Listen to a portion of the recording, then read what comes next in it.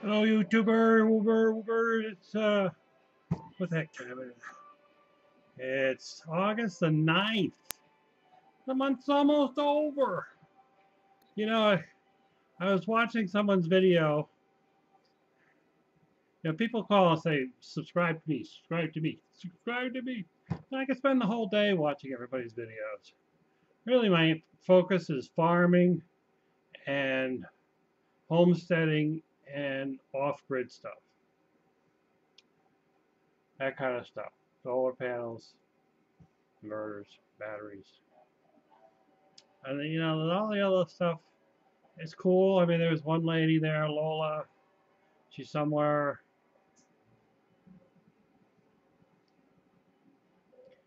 out there. I don't know exactly what country she's from, but um, out near Russia area, that area, but not Russia. Anyways, I watch her videos, but she watches mine, But a lot of people, and she has some interesting videos, and of course, I see gardens every so often, so I'm always excited to see people's gardens. So, most of the time, I don't subscribe to everybody who wants me to because I'd sit here all day watching videos and I wouldn't get anything done. So, like now, I'm procrastinating to go out and sort green beans so I can get them into the fridge. But speaking of green beans, I was watching someone's video, um, and it's a really cool channel. It's called The Urban Farmer. I should try to put a link on it if I remember. It's a good channel, and he has a great book. If you have any interest in doing a farm stand, farmer's market, growing your produce so that you could actually make a profit, he's the guy to hook up with. He's got a great book. He's got a class, online classes. His video channel has a lot of information in it. But every so often they'll get an overabundance of produce and they won't be able to sell it to their restaurants and they can't sell it to their farmers market because everybody else is producing a lot of food also. So they end up basically just composting it.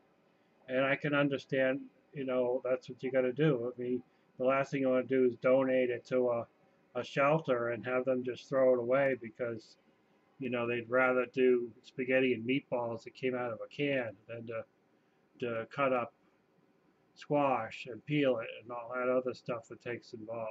I don't know. I don't know. I just, what it reminds me about is that the United Nations had done a study about food and that the world produces enough food to feed every single soul on the planet at least once, if not 50% more, maybe even twice by now. That there's enough food produced every day. There's a lot of food that's stored in cans, there's a lot of food stored in packages and frozen food and blah, blah, blah. But every day there's food produced in farms all over the world. And the problem is the food is considered a commodity. It's not considered a right. People don't think that everyone should have a full stomach, 3 meals a day, eat something nutritious other than macaroni and cheese. Not that I'm knocking macaroni and cheese when it's made right. A little bit of butter, a little bit of cream. Ah, those are the days. I haven't had a good cream. Good. Yeah. I'm digressing. I'm losing track. Sorry I brought it up.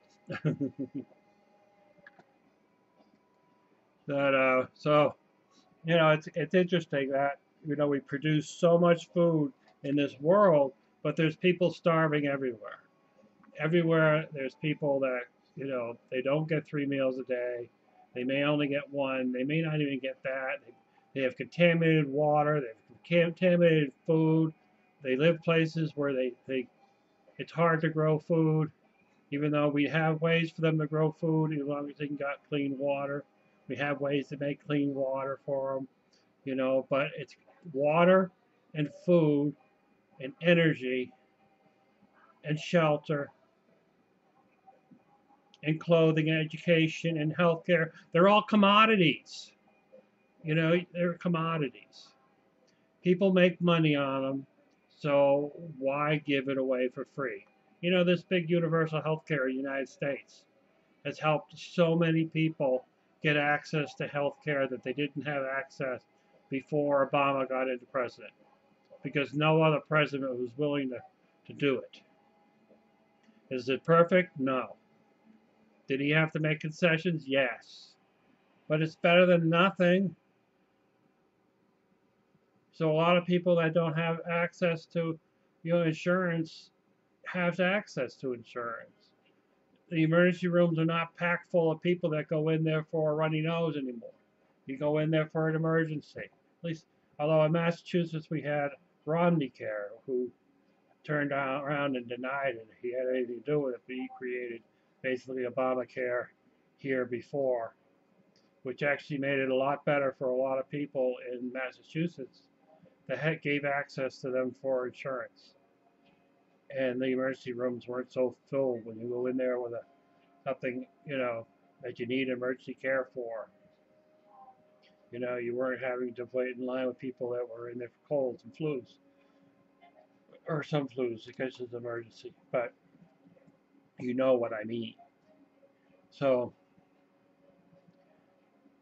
so it's just an amazing thing, an idea that I was remembering that I played around with before when I was working actually, is to create canning companies or canning centers where you could bring in your produce. You could just donate it to the place, and some kind of place, and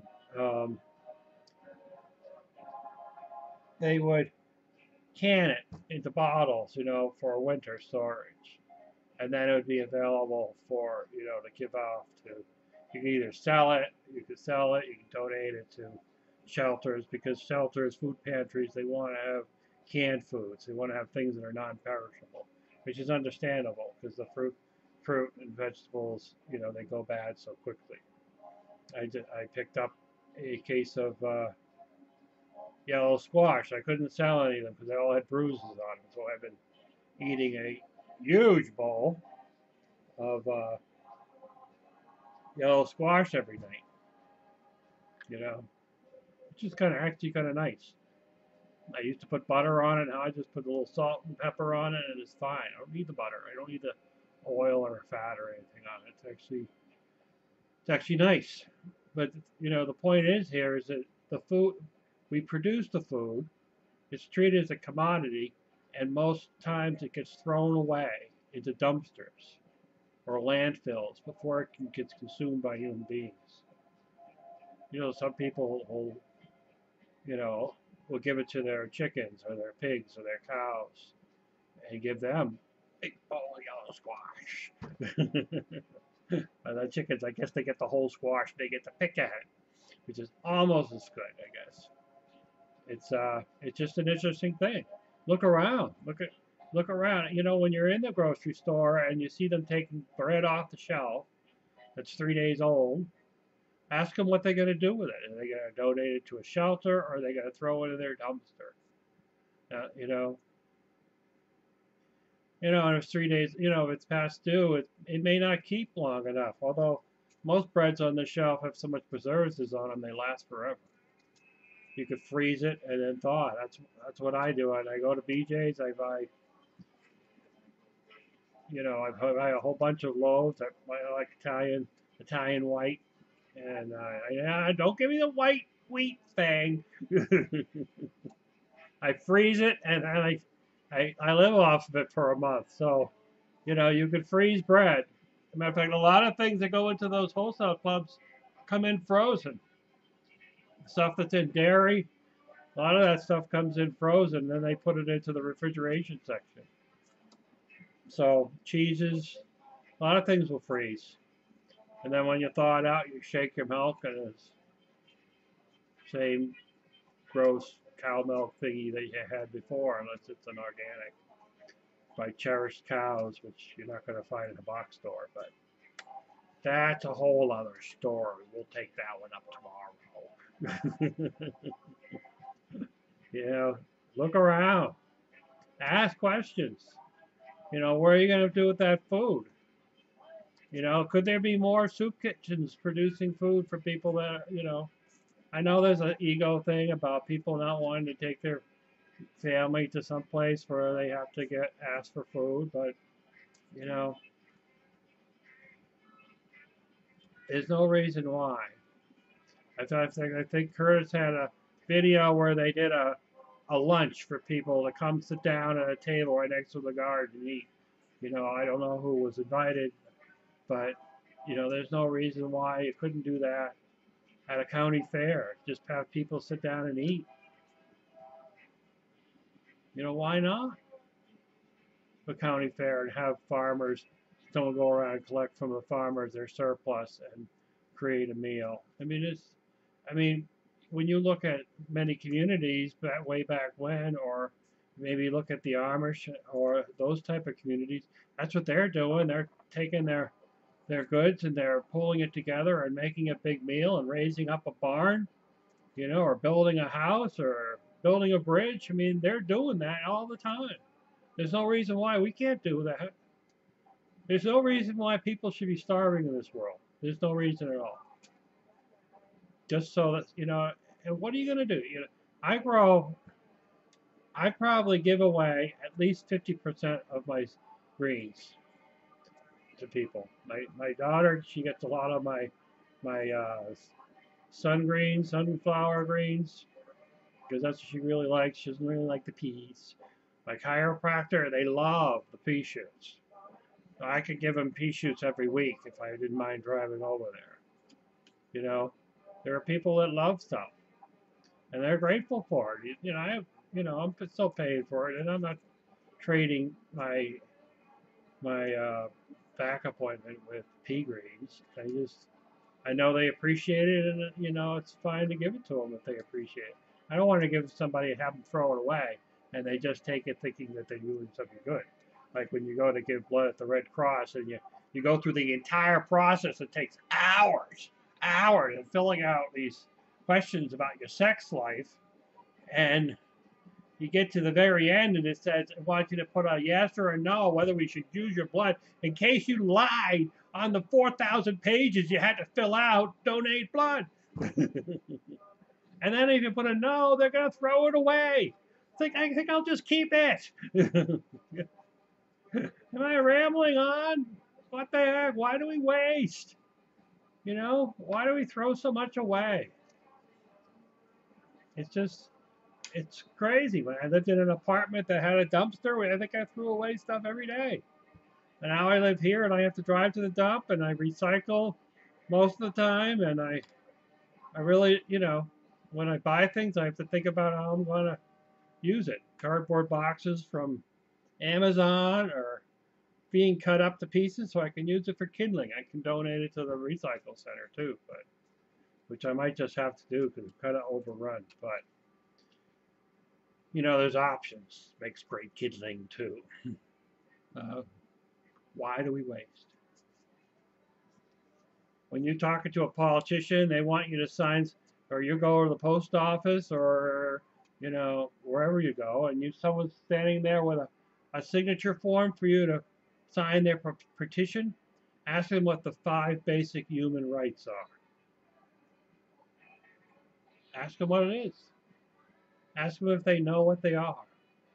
You'll know what they are because I'm going to tell you. Food, clothing, water, health care, shelter. Actually, it's 6 because water's been added on. Usually just food and think water was added. But some people don't think that water is the same thing as food. So it's 6 things. So it's food, water, shelter, clothing, health care, education.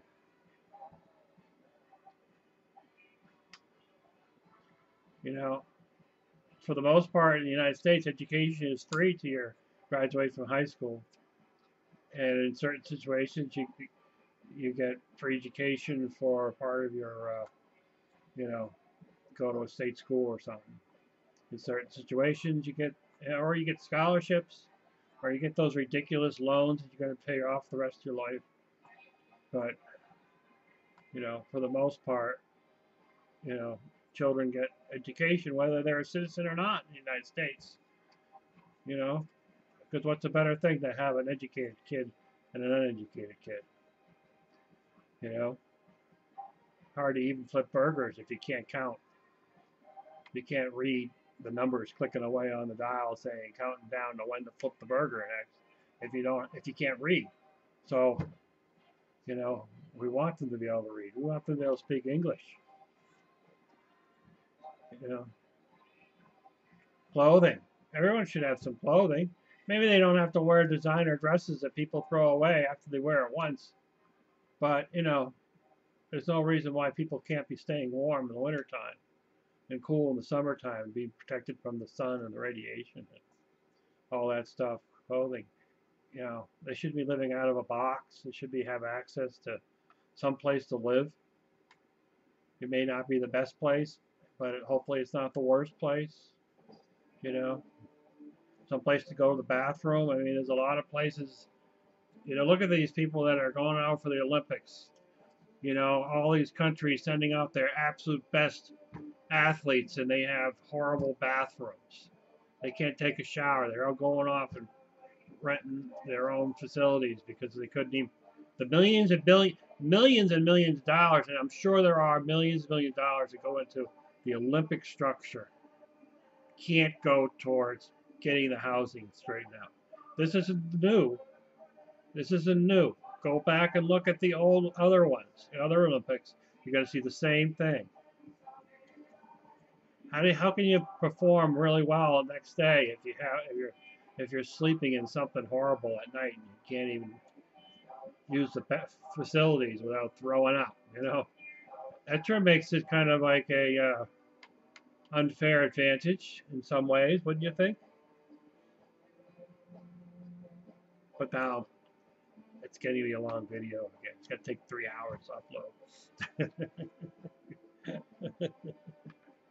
upload. Food. Yesterday's saying was what? Peace with enough for all. Today, it's food, water, shelter, clothing, healthcare, and education. Another slogan. Come on, I want to hear some jingles here going. Peaceful enough for all. Yep. Food, water, shelter. Everyone say it with me. Food, water, shelter, clothing, healthcare, and education. Yes.